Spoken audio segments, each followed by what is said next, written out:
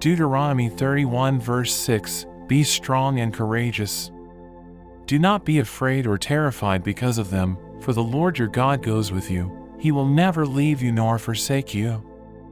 Joshua 1 verse 5, No one will be able to stand against you all the days of your life. As I was with Moses, so I will be with you. I will never leave you nor forsake you. Psalm 9 verse 10, Those who know your name trust in you, for you, Lord, have never forsaken those who seek you.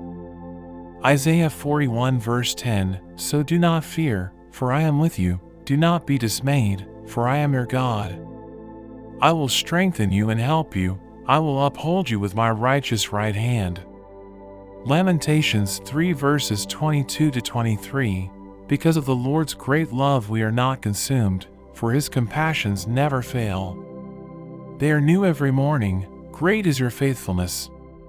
Romans 8 verse 28, And we know that in all things God works for the good of those who love him, who have been called according to his purpose.